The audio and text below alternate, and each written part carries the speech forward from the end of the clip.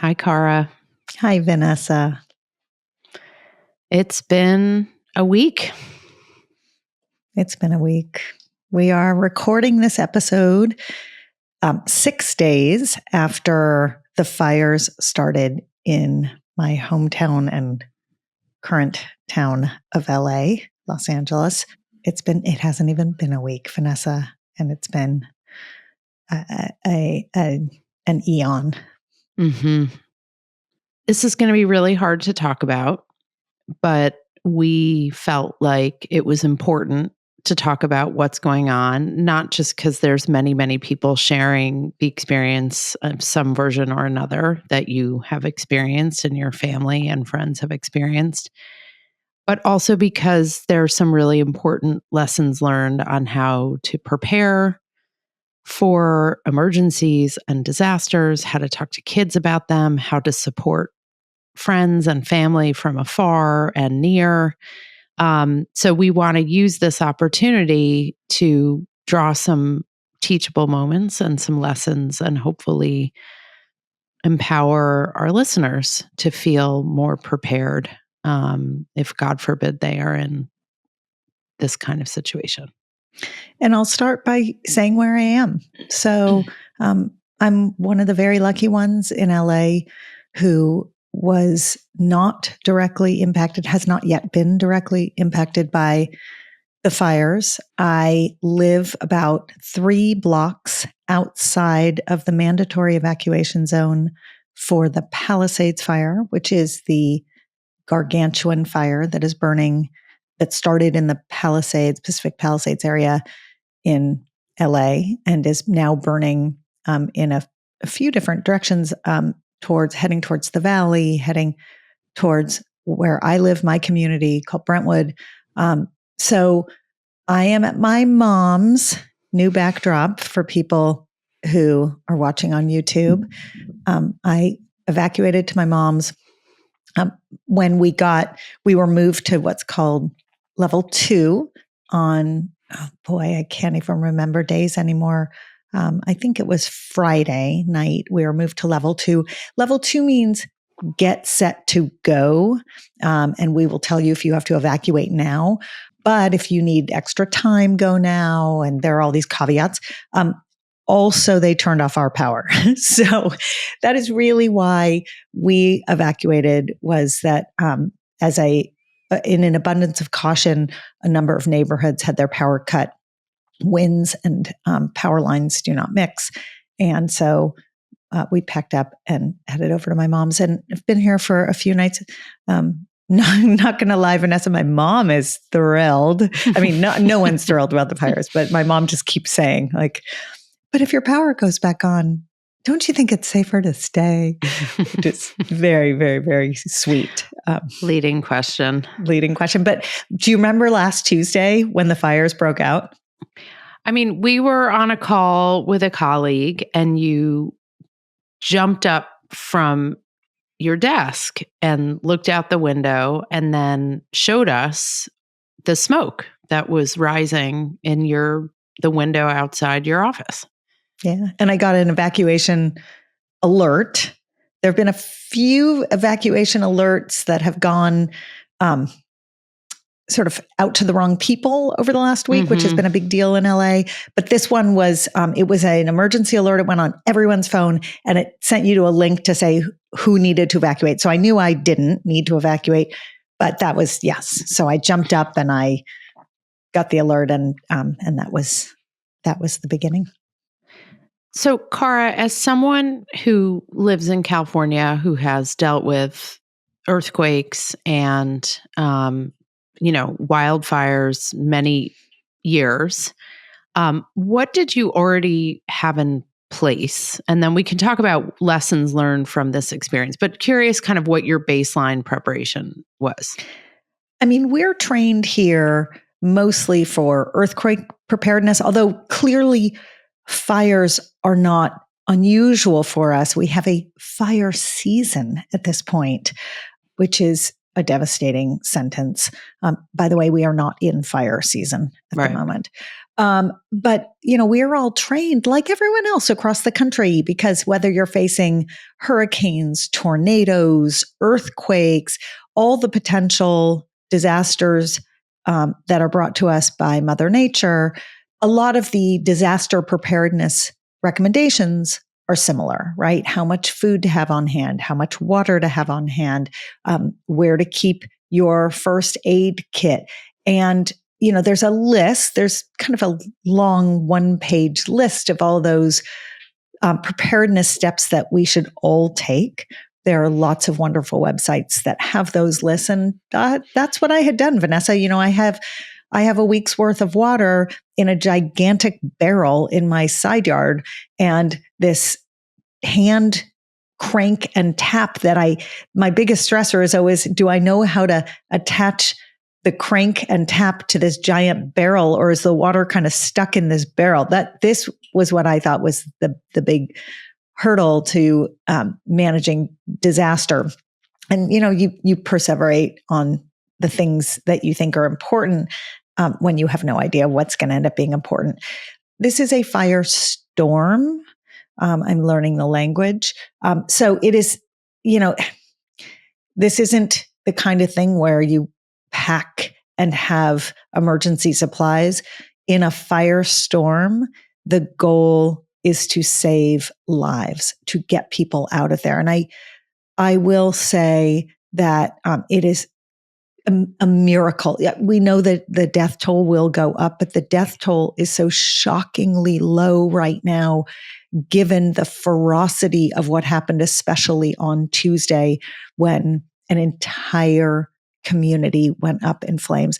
And I just want to take a second and give people a sense of the scope of what happened on Tuesday. So on Tuesday, the Palisades fire broke out around, I think it was around 10 a.m. ish. I have more friends than I can count who live in the area. They all evacuated immediately. Everyone responded to the alert that I knew. Everyone who wanted to get out was able to get out. Complete miracle. But by the end of the day, the neighborhood was gone, completely gone. There are multiple schools in the Palisades. They are gone. The preschool my kids went to is in Santa Monica, which is one neighborhood south of the Palisades.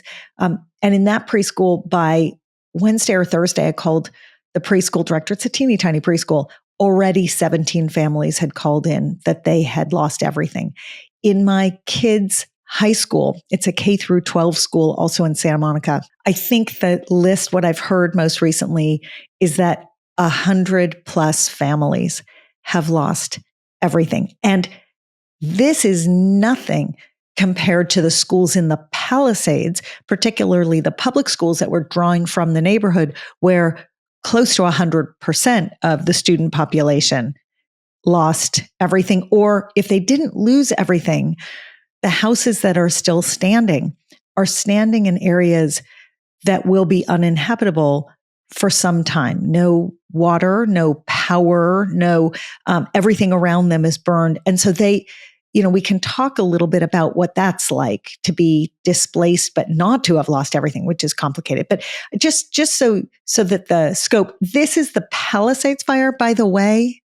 On the other side of town, just outside of Pasadena and Altadena, there's a fire in Altadena as well that did essentially the same thing at the same time. So these families are not just losing their possessions, they're losing their schools, their communities, all the places and spaces that they used and congregated, and everyone had to quickly disperse because people had to find places to be and to live, which leaves so many people untethered because that community fabric is gone.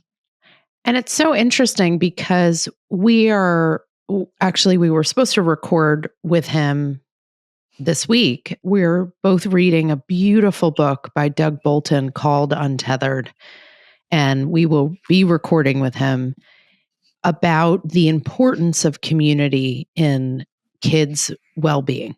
and the role that community plays in their physical and emotional health, in their academic journeys, in all of the ways that kids need community is critical. And as I read this book, and then I think about what is happening to these communities in LA, it's so devastating. The financial burden, the existential reality of having lost everything, and then the need to continue to parent and to educate and to keep kids healthy and safe, which means somehow recreating community when the physical structures are gone and people are dispersed. I mean, one of the things he talks about in the book that I've been talking about nonstop, and it's always interesting to be reading something in the midst of a crisis. And it's, when there feels like there's a relevant thread, it's like all you can do is hearken back to that thing you're reading. So I'm having this experience too.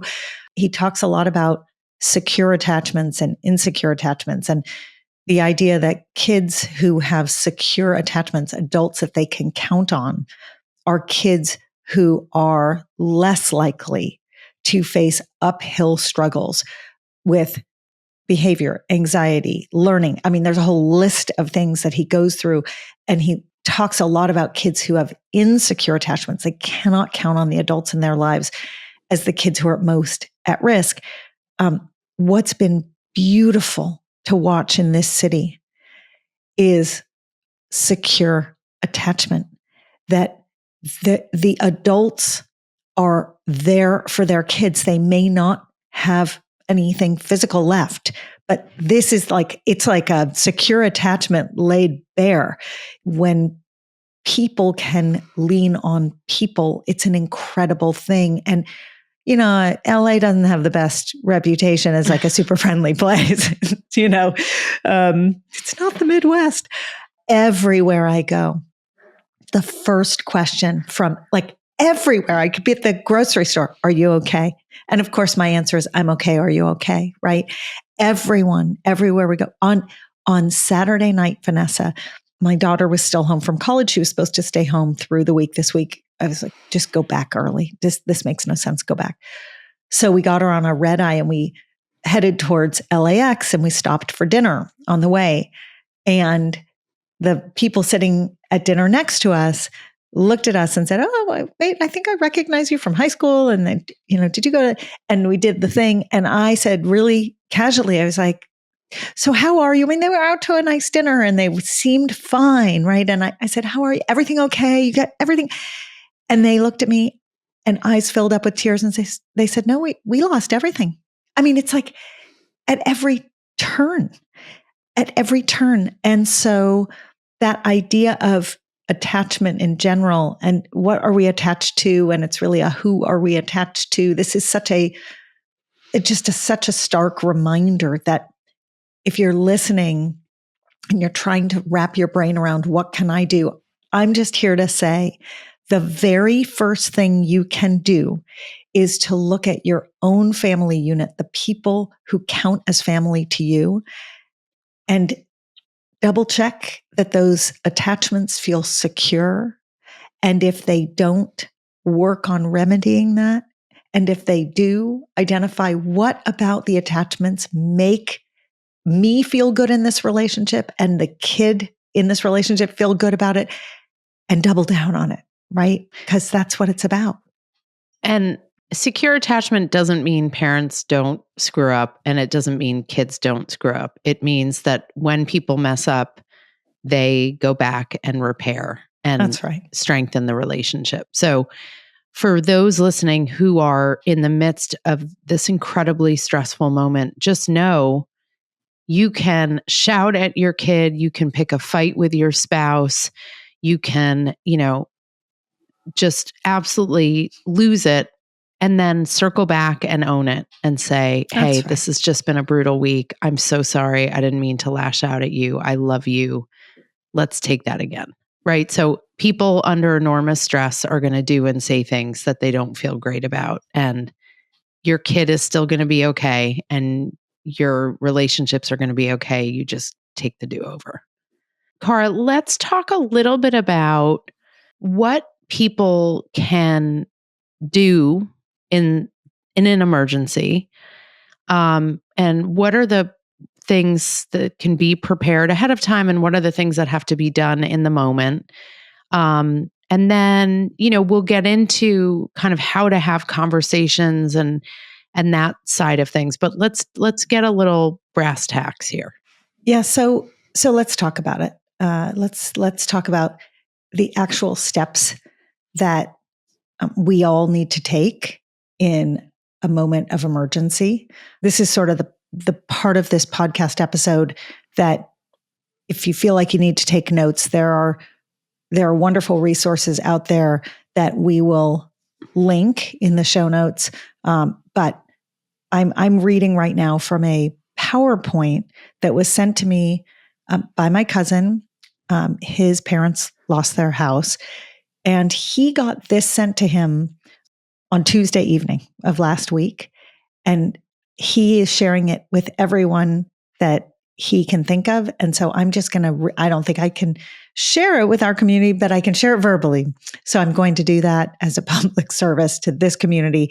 And this is the part, like, grab your phone and open your notes doc or get out a pen, because these are the immediate steps to pursue after you are impacted by, in this case, it's fire, but you'll see that this applies to a lot of disasters. So the very first category is to secure your essential needs. And what does this mean? It means secure temporary shelter, food, water, medication. Medication has been a big one. I learned this. You would think I would know this, being a doctor for however many decades. You can get emergency prescriptions filled when there are natural disasters. You just have to have a way of communicating it to the pharmacy. So you use the word share with the pharmacy your circumstances. They will help you refill prescriptions that you need on an emergency basis. So shelter, food, water, and essential medications, temporary, just get that in place first. Then, and this has to be done quickly, you got to figure out what your longer term living situation is going to be. So people who started looking for long-term rentals the day the fires broke out or the day after the fires broke out had more luck than the people who were so busy spinning that it was 2 or 3 or 4 days before they had a chance to get their bearings and start looking. And demand increases quickly, rents go up. There's been a lot on the local news about price gouging and the illegality of price gouging. But at the end of the day, when there is very little supply and a whole lot of demand, rents will go up. And so grab your longer term housing option as quickly as you can. The next step is to activate your advisors. So what does that mean? It means any service providers. This doesn't mean call your cable company, right? Although there are people who have been wandering around saying, I've got to call this, utility and that utility. Yes, but in the immediate aftermath, it's insurance agents, accountants, any financial advisors. If you have pending legal issues or if you're entrenched in the legal system, your legal advisors, get on the phone with those people quickly and let them know what your circumstance is. The third immediate thing to do is to document everything. So what this means, and actually we did this, Vanessa, over the weekend, because I thought this was only for people who had lost their home, but no. We should all be doing this. Take your phone and video the entire contents of your house, and then share that video with your insurance provider if they have a way to receive it. Otherwise, just store it somewhere that's not just on your phone. But that is a way to document pre an event, after an event, any video or photos that you can get of the site, if that's all that's left of your home, or whatever, grab it. In Los Angeles, people haven't been able to get access to their homes by and large, but when they can, that's going to be the first thing they do. And then the next step is to start keeping records of every expense. So scan every receipt or take photographs of every receipt, because your insurance can only reimburse you if you have documentation of what you're spending. And if you lose your house and you're starting with the bare minimum of you need to go buy underwear, just try to remember at the checkout counter to grab the receipt and take an image of the receipt. And Cara, the things that, God forbid, we have to leave our homes quickly, what do we have at the ready? Yeah. So the go bag has been the parlance of Los Angeles all week long. It's something that we've known about for a long time in terms of earthquakes. And I'm sure, Vanessa, on the East Coast, you have your version of, crazy events that require a go bag as well. So yeah, I mean, I've had a go bag pack since 9/11. So what's in it? What's in it? So, and since the blackout of 2002, what is in it? A landline phone that can be plugged into the wall that doesn't require cellular towers, cell towers, a radio and batteries. There were years it had baby formula in it. There were years it had diapers in it, tampons, cash, singles, fives, small denominations, snacks. But then it's like you forget about it and you don't replace the water, or you don't replace the snacks, or, the EpiPen in the bag is expired. So you have to keep updating it. And then there's the stuff, that you keep safe at the house and ready to go, like birth certificates and marriage licenses and those kinds of valuables. We actually had an interesting conversation with our kids last night about what would they take. But I don't want to move to that car until you maybe add some stuff that I wasn't thinking. I mean, things like jewelry, portable family heirlooms, I guess. But that we have a list. I have a screenshot of a post on Facebook about a list of things to make sure you have ready. Yeah. We have 2 sets of go bags in our house now. Well, actually, I'll call them went bags because they came with us to my mother's. Right. One is all of that stuff that you just described. And in the important documents section, it's passports, right, insurance documents. And it's so funny. I hadn't thought about marriage and birth certificates. I did not put them in there, but that's probably you can always reorder those. You can reorder them. I had to do that, but it's a great call. God forbid, it's good to have them. Yeah, it's a great call. And then we have a bag of stuff that we've been using for the past few days. 4 or 5 days of clothes is generally what's recommended. And so that's what we had. And comfortable, it's just stuff that you're going to feel comfortable in. It's hard to think at the last minute. So, but it's also hard to put those things in a bag indefinitely and keep them by the front door forever. So this is the clothes part of it is really, if something is coming your way, if you're in a situation like I was on Tuesday where something suddenly appeared from out of nowhere and people were like, get ready. That's when you pack your bag and you can unpack it when the event is over. Hopefully. So yeah, we were talking about family photos, and half our family photos are digitized because they were taken on phones, and but then we have old family photos, and so it's like, let's get the boxes and boxes of photos digitized also, so that there's a backup of everything. I mean, my kids were pretty clear on what they would take.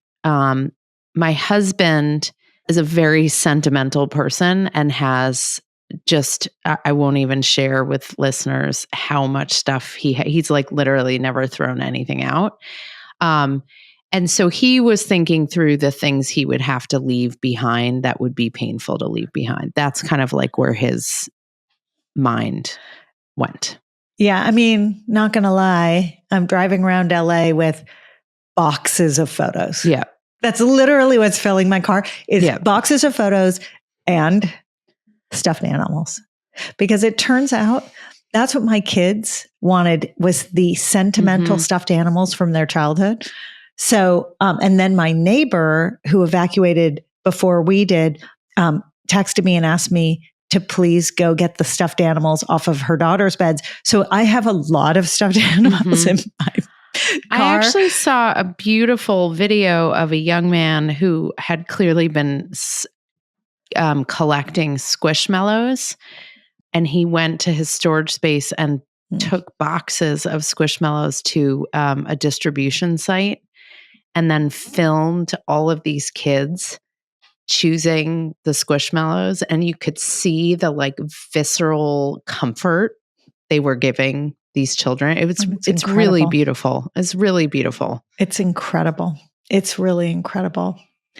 Yeah. So that's what we're driving around with. There's no perfect place to keep these items. There's been so much hope, and there have been so many beautiful stories, but along with the beautiful stories, there have been ugly stories. And, you know, we've heard about cars getting vandalized. We've certainly heard about looters coming into neighborhoods that are evacuated. And so when you decide what to take, I would say there are levels there as well. There's the level of, there's one backpack that is on my person at all times. Like really, that's the stuff. That's the passports. That's like the stuff that feels like life gets really hard if we have to replace it. By the way, everything is replaceable, just as a hassle. But the level 2 stuff is in my car. And is there a risk? Yeah, there's a risk. Do I hope people are good? Yeah, I hope people are good. Talking about emergencies, there was a tragic and weird confluence of events over the last couple weeks, starting with the terrorist attack in New Orleans on, I guess it was actually the morning of January 1st, about 3 a.m., and then moving into the just tragic fires in LA. And it's bringing up a lot of topics of conversation and a lot of things we need to cover with our kids. And I have to be honest, I was so focused on the fires. It was only in the minutes before my boys were going back to school in New Orleans that I realized I didn't have a conversation with them about what to do if there's an active shooter situation. And I knew they had in school, you know, the heartbreaking reality of our country is that all school children are now trained in active shooter drills and lockdowns, but they had never been trained outside of a school setting.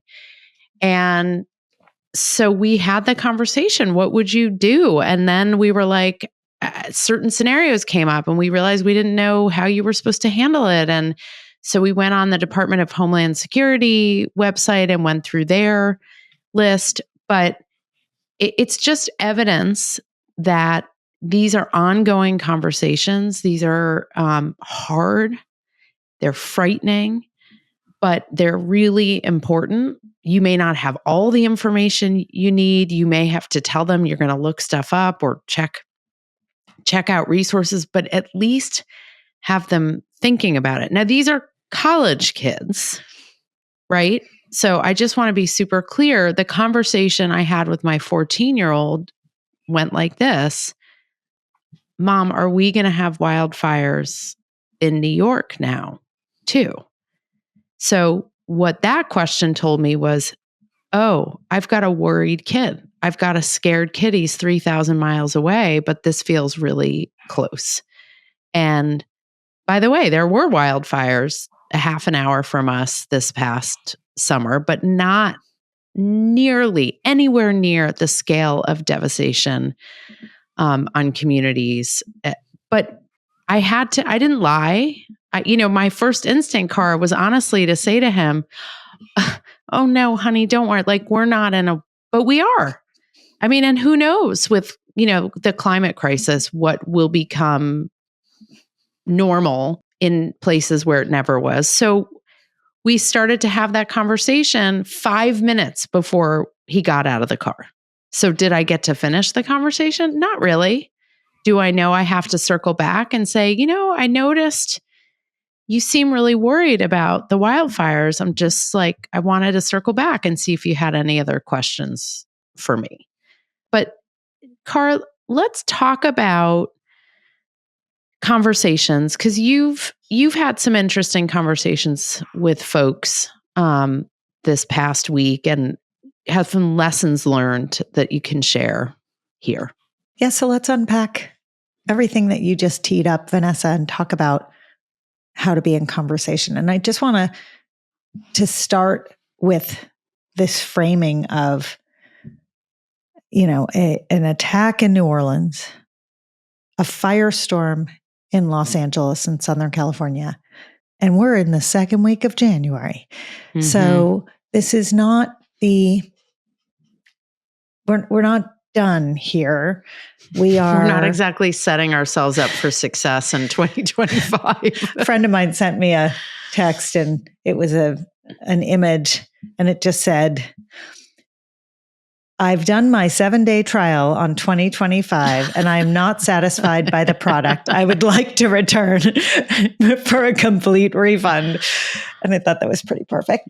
So the framing, I think, is important to say that this general approach to how to be in conversation about really scary things, it's critical for us to put a toe in that water, us as the trusted adults of the kids in our lives. And frankly, as friends to our other adult friends. Think about this like you think about every conversation about puberty and sex, okay? It's never going to be a one and done. The conversation that you had to have about New Orleans is a different conversation than the conversation that you need to have about wildfires, is a different conversation than the conversation you need to have about a different disaster. And yet they're all thematically tied. And it can feel like, oh, I thought I already had the disaster conversation. Mm-hmm. I'm so overwhelmed by this. I'm so exhausted by this. It's like, right? It's exactly like how we feel when we talk about other hard topics. I mean, but it's not one and done. And in fact, you brought up a really important point that is a no duh and yet needs to be said 100 times. Every kid in your life is going to be meeting you at a different place and reacting in a different way based upon their age and stage and temperament and personality and their own life experiences.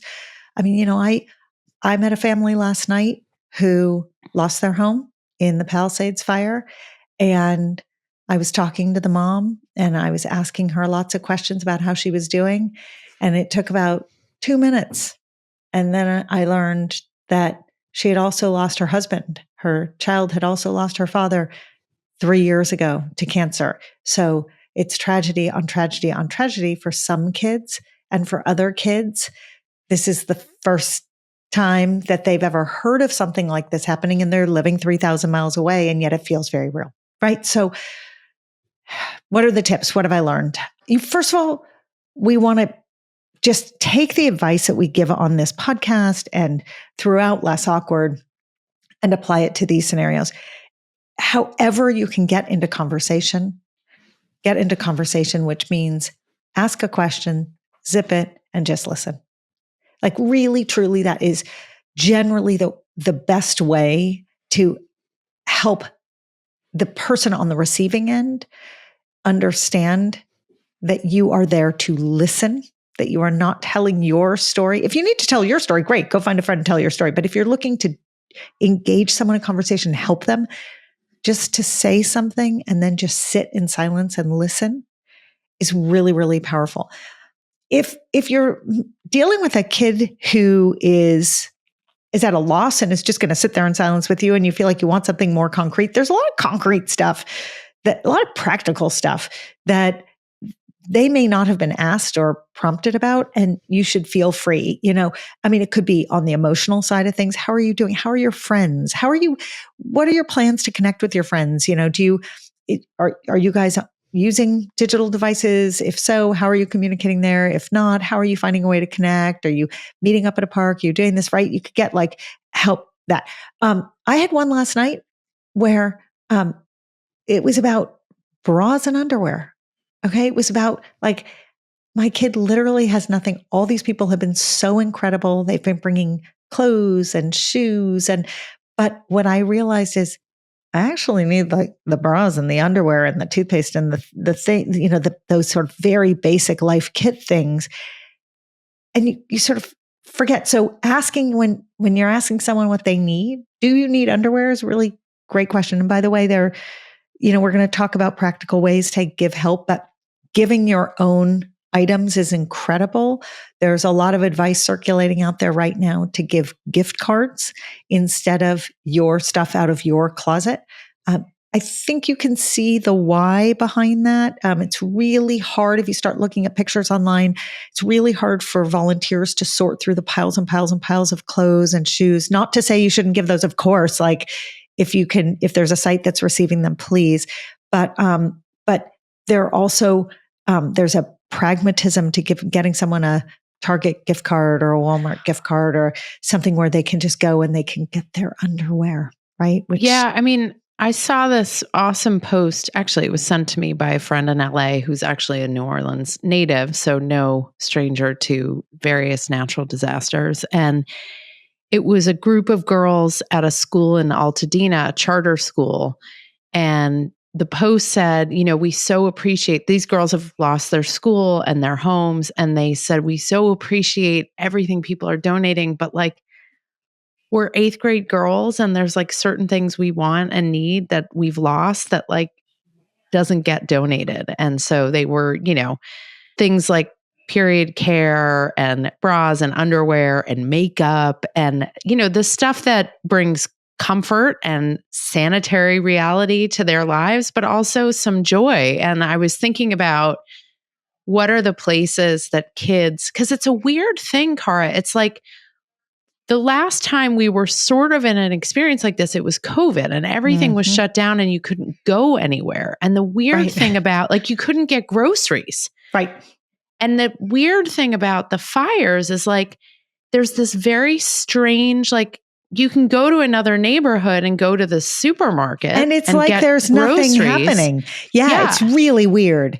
So I keep thinking like, oh, people can't go anywhere and they can't get anything. It's like, no, you can go to In-N-Out Burger or like you can go to Target. Sephora. Yes. Sephora. Like I had to like shift my mindset. And then I was like, oh.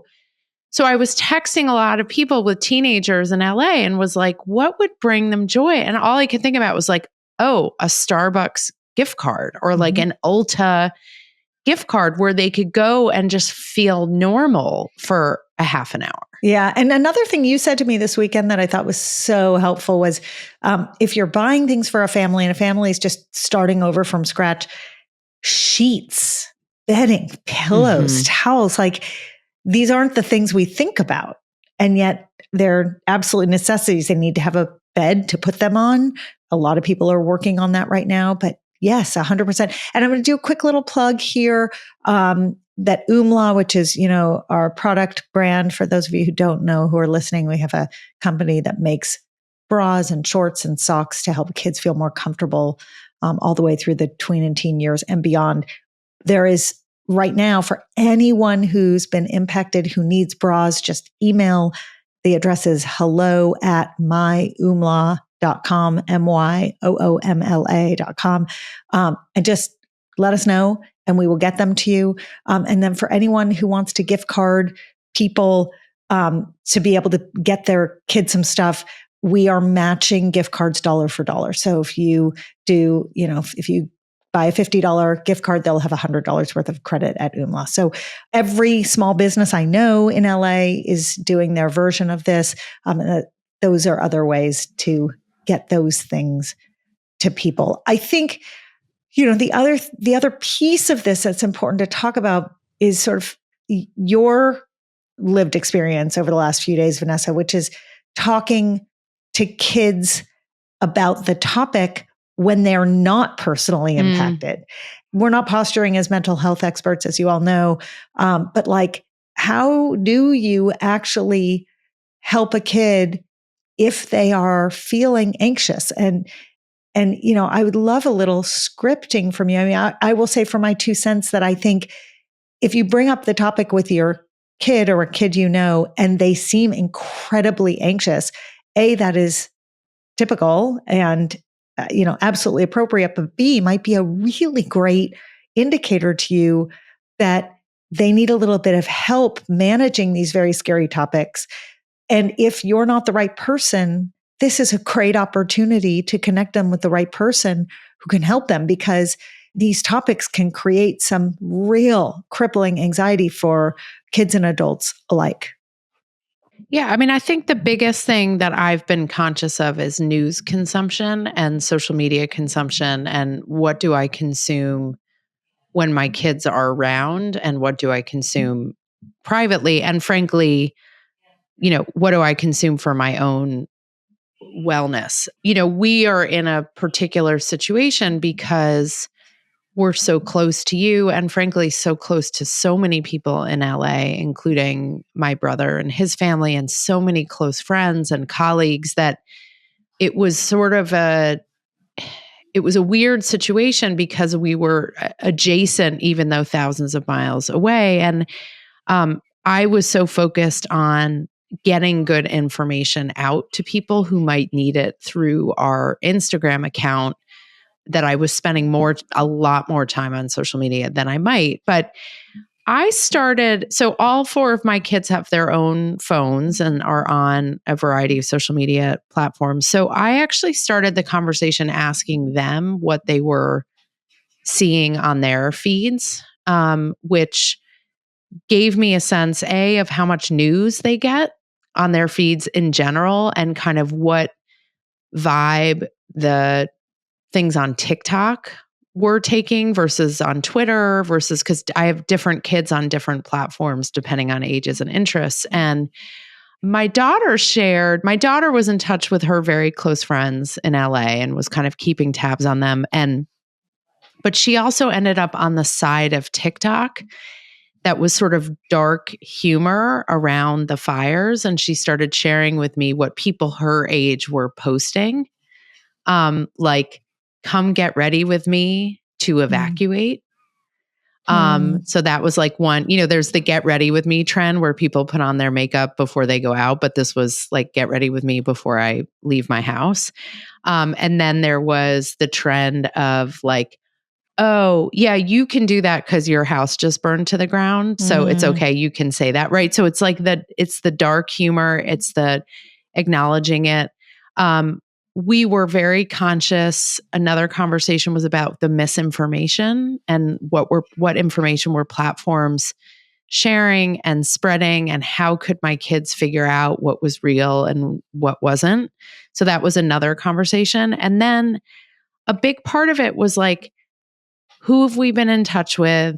Can we think of anyone else we know who might be affected? And then it was, what do I say? Right. So one of my kids was like, yeah, but I'm not that close with that kid. And I said, you know what?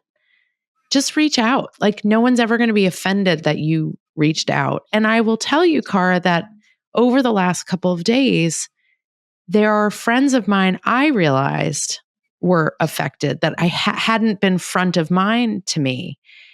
And I was reaching out to them belatedly, frankly. And I just said, so I'm going to script this because I want people who may be in the same boat to know. I just said, I'm so sorry that I'm late to reaching out to you, but you're on my mind, and I'm checking in, and I just want you to know I'm thinking of you.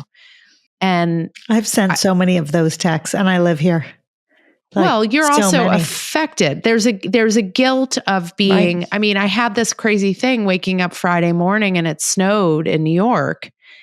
And there you all were amidst raging fires. And I felt terrible that I was, woke up to this beautiful winter morning and you guys were under incredible threat. And so I share all that, not because I'm anything special. I share it because I think there's probably similar narratives that people around the country are feeling guilt, maybe a little shame that they forgot to be in touch with maybe some, embarrassment that they overlooked something or they said the wrong thing. And I just, again, take the do-over, own it, be in touch. You said something so beautiful on a video you posted last week. And you just said, like, when there's nothing else left, there is still human connection. And we have to hold on to human connection even in these moments.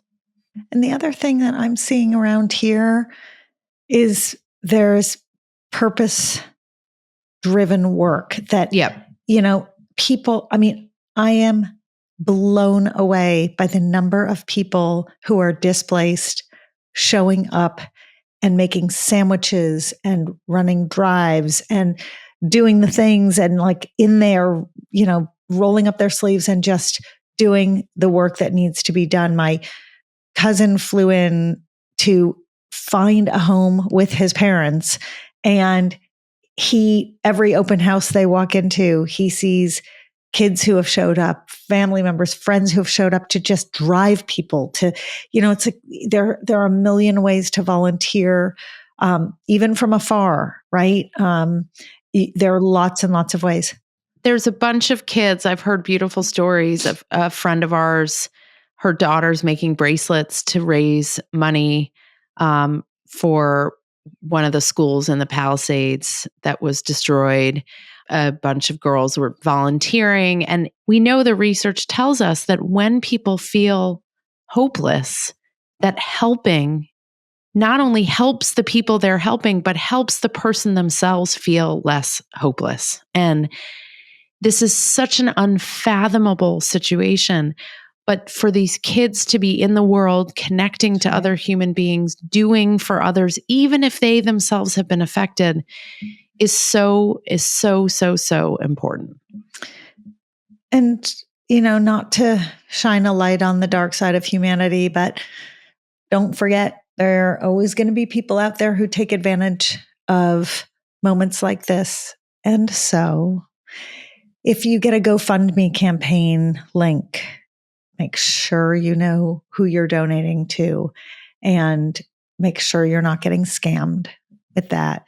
Any donation, frankly, make sure that you are well aware of where your funds are going to be going. And there are many lists circulating around LA. We put one in our newsletter last week. And if you want to sign up for our newsletter, just go to lessawkward.com and we can get that list to you. But there are many, many lists of really wonderful organizations where if you want to pay for some of the food that's going to the firefighters, they're accepting donations. If you want to help send items or send funding to be distributed to people who've been impacted, these are legitimate organizations that you can trust. But if you want to do it in an individual way, just make sure you know that your money or your items are going where you think they are going. And we'll link to some sort of broader resources in the show notes. But what we're posting regularly on our Instagram handle at less.awkward are the ongoing updates, restaurants that are providing food to people who've been displaced, new distribution centers that are opening, other resources that are becoming available. That's the easiest way for us to keep abreast of all of the shifting landscape. So if you follow us there, you'll be able to see all of those. And, Cara, in this moment, there are just no words for what has taken place. And all I can say is that I hope and pray for the safety and health of people. I mean, we didn't even talk about the air quality and the water quality and any of that, but N95 masks. Mask up, oil alerts. There's all of that. Maybe we'll do another podcast on how to actually gauge what you can eat and drink and breathe in a disaster, because it's really interesting. I've learned a lot about different apps that provide information, some good, some less good, and the power of local news and the amplification of local news, but also the anxiety that comes along with endless local news. So that there's a whole other episode to do there. But Vanessa, we're gonna wrap here, and we're gonna turn back to our regular programming all around puberty and adolescence and all of those things, with our fingers crossed that this news story slowly goes away. And if we need to revisit it again, we will. And in the meantime, stay safe, have a to-go bag, know the list of things that you need to do in an emergency, no matter where you are, and start having conversations with the kids in your lives in ways that are non-stress inducing, but totally pragmatic. Hey, things happen. Let's be prepared. Being prepared makes everyone feel better. What can we do to start preparing? Believe it or not, kids who are involved in those decisions feel more secure. Wishing you safety, Cara. Thanks, Vanessa. Thank you so much for listening. You can email us with questions, feedback, or episode requests at podcast@lessawkward.com. If you want to learn more about what we do to make this whole stage of life less awkward for everyone involved, our parent membership, our school health ed curriculum, our keynote talks, and more are all at lessawkward.com. And if you want products that make puberty so much more comfortable, visit myumla.com.